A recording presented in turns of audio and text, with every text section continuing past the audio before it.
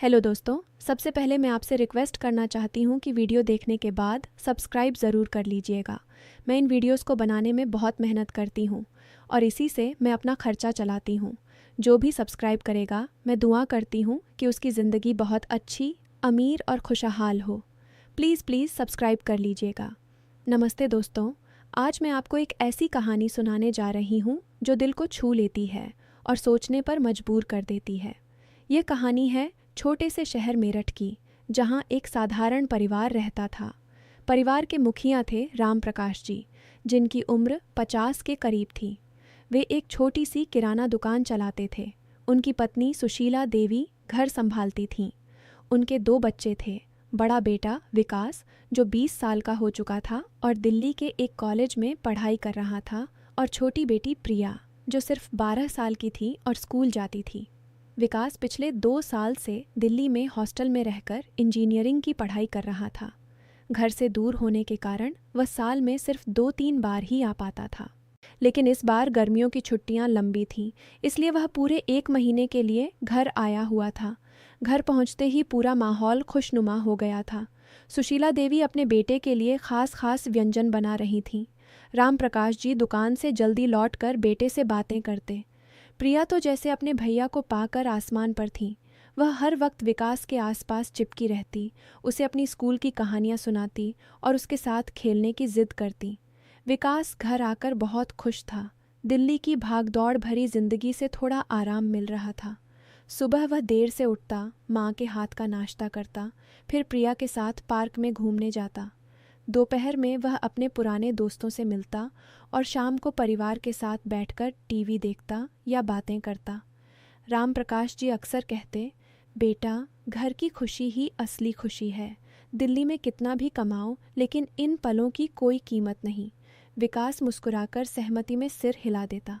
एक दिन दोपहर को राम प्रकाश जी दुकान पर थे। सुशीला देवी पड़ोस में किसी रिश्तेदार के यहाँ गई हुई थीं। प्रिया स्कूल से लौटकर सो रही थी। विकास अकेला घर पर था। तभी दरवाजे पर दस्तक हुई। विकास ने दरवाज़ा खोला तो सामने एक अधेड़ आदमी खड़ा था। उसका नाम था हरि प्रसाद। वे राम प्रकाश जी के पुराने दोस्त थे, लेकिन पिछले कई सालों से उनका कोई संपर्क नहीं था। हरि प्रसाद जी थोड़े परेशान नजर आ रहे थे। उन्होंने विकास से पूछा, बेटा, राम प्रकाश घर पर हैं क्या? विकास ने बताया कि पिताजी दुकान पर हैं। हरिप्रसाद जी ने गहरी सांस ली और बोले, अच्छा, मैं शाम को आऊँगा। उनसे कहना कि हरिप्रसाद आया था, बहुत ज़रूरी बात है। शाम को जब राम प्रकाश जी घर लौटे तो विकास ने उन्हें हरिप्रसाद जी के आने की बात बताई। राम प्रकाश जी का चेहरा थोड़ा गंभीर हो गया। उन्होंने कहा, हाँ, पुराना दोस्त है, बहुत साल बाद याद आया, देखते हैं क्या बात है। रात के खाने के बाद हरिप्रसाद जी सचमुच आ गए। वे काफ़ी उदास लग रहे थे। बैठते ही उन्होंने राम प्रकाश जी से कहा, भाई, मैं बहुत मुश्किल में हूँ।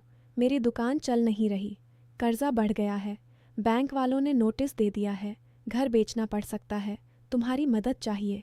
राम प्रकाश जी ने चुपचाप सुना। वे जानते थे कि हरिप्रसाद जी पहले भी कई बार ऐसे झूठे वादों में फंस चुके हैं, लेकिन दोस्ती का नाता था। उन्होंने पूछा, कितनी मदद चाहिए? हरिप्रसाद जी ने कहा, 5 लाख रुपए, बस कुछ महीनों के लिए, मैं लौटा दूंगा। राम प्रकाश जी थोड़ा सोचे। उनके पास इतने पैसे नहीं थे, लेकिन दुकान और घर पर थोड़ा कर्ज लेकर वे मदद कर सकते थे। सुशीला देवी ने बीच में टोका, जी, पहले सोच लीजिए, हमारा भी परिवार है, विकास की पढ़ाई का खर्चा भी है। लेकिन राम प्रकाश जी ने कहा, देखो सुशीला, दोस्ती में मदद करनी चाहिए, वरना क्या मतलब है रिश्ते का। अगले दिन राम प्रकाश जी ने बैंक से कर्ज लेकर हरिप्रसाद जी को 5 लाख रुपए दे दिए। हरिप्रसाद जी ने वादा किया कि 3 महीने में लौट आ देंगे। विकास ने भी पिताजी को समझाने की कोशिश की, लेकिन राम प्रकाश जी ने कहा, बेटा, इंसानियत सबसे ऊपर है। विकास चुप हो गया, लेकिन उसके मन में एक अजीब सी चिंता बैठ गई। समय बीतता गया, 3 महीने गुजर गए, लेकिन हरिप्रसाद जी का कोई पता नहीं। उनके फ़ोन स्विच ऑफ रहने लगे। राम प्रकाश जी ने कई बार कोशिश की, लेकिन कोई जवाब नहीं मिला। अब बैंक वाले कर्ज की किस्त मांगने लगे थे। राम प्रकाश जी की दुकान पर भी कारोबार ठीक नहीं चल रहा था। घर में तनाव बढ़ने लगा। सुशीला देवी चिंतित रहने लगीं। प्रिया को भी माहौल समझ आ रहा था, इसलिए वह कम बोलती और चुपचाप खेलती। विकास दिल्ली वापस जाने वाला था, लेकिन अब वह सोच में पड़ गया था। एक शाम को राम प्रकाश जी घर लौटे तो उनका चेहरा उतरा हुआ था। उन्होंने बताया कि बैंक वाले घर गिरवी रखने की बात कर रहे हैं। सुशीला देवी रो पड़ी। हम कहाँ जाएंगे? प्रिया का स्कूल, विकास की पढ़ाई, सब बर्बाद हो जाएगा। विकास ने पिताजी से कहा, पापा आपने बिना सोचे मदद कर दी, अब क्या करेंगे? राम प्रकाश जी ने सिर झुकाकर कहा, गलती हो गई बेटा, दोस्ती पर भरोसा किया लेकिन भरोसा टूट गया। विकास के मन में गुस्सा और दुख दोनों थे। वह सोच रहा था कि पिताजी ने परिवार की सुरक्षा को खतरे में डाल दिया, लेकिन वह कुछ बोल नहीं पाया। रात को वह छत पर अकेला बैठा सोच रहा था। तभी प्रिया आकर उसके पास बैठ गई। छोटी सी प्रिया ने पूछा, भैया घर बिक जाएगा क्या?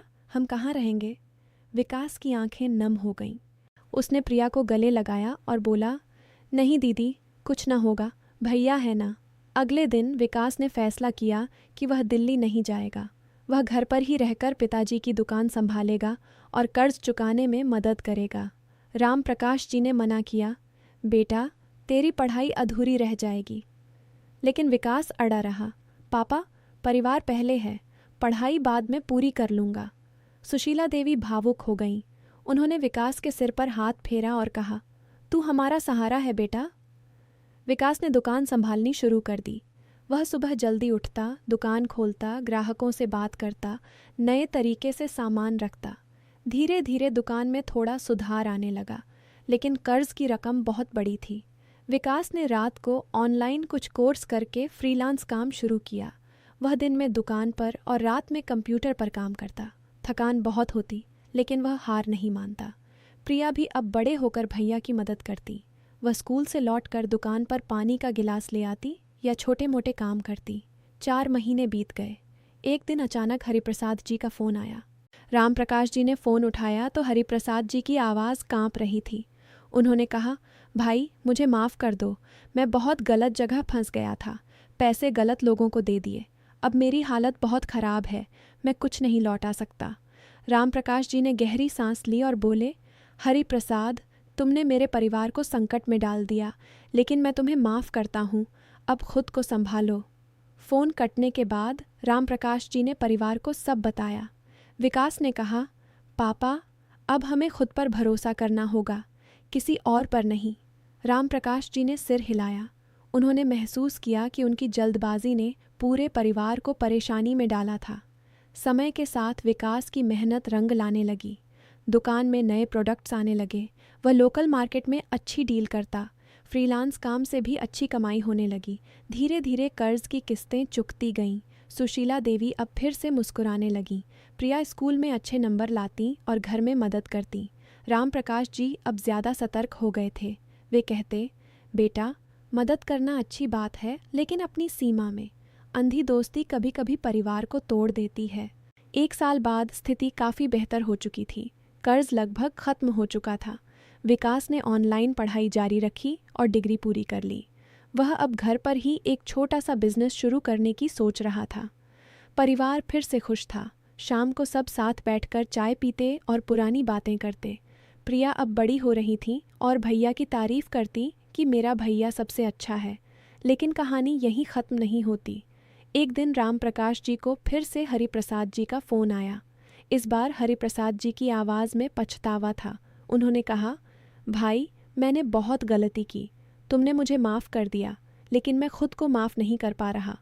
मैं अब एक छोटी सी दुकान शुरू कर रहा हूँ, अगर तुम्हें कोई छोटी मदद चाहिए तो बताना। राम प्रकाश जी ने मुस्कुराते हुए कहा, हरिप्रसाद अब हमें कोई मदद नहीं चाहिए, हमने खुद को संभाल लिया है, लेकिन तुम अपनी ज़िंदगी संभाल लो, झूठे वादों से दूर रहो। फ़ोन रखने के बाद राम प्रकाश जी ने परिवार को बताया। विकास ने कहा, पापा देखा आपने, भरोसा टूटने पर भी इंसान बदल सकता है, लेकिन हमें अपनी गलतियों से सीखना चाहिए। सुशीला देवी ने विकास की तरफ देखा और बोली, बेटा तूने जो किया वह कोई छोटी बात नहीं। तूने पढ़ाई छोड़कर परिवार को बचाया। तेरी वजह से आज हम सब साथ हैं। रात को विकास छत पर अकेला बैठा आसमान देख रहा था। प्रिया आकर उसके पास बैठ गई। उसने पूछा, भैया अब सब ठीक है ना? विकास ने मुस्कुराते हुए कहा, हाँ दीदी, सब ठीक है, लेकिन याद रखना, जिंदगी में सबसे बड़ा खजाना परिवार होता है। दोस्त, रिश्तेदार आते जाते रहते हैं, लेकिन माँ बाप और भाई बहन का साथ हमेशा रहता है। कभी भी परिवार को खतरे में मत डालना। प्रिया ने सिर हिलाया। विकास ने उसे गले लगाया। नीचे से सुशीला देवी की आवाज़ आई, बच्चों, खाना लग गया है, आ जाओ। दोनों नीचे उतरे।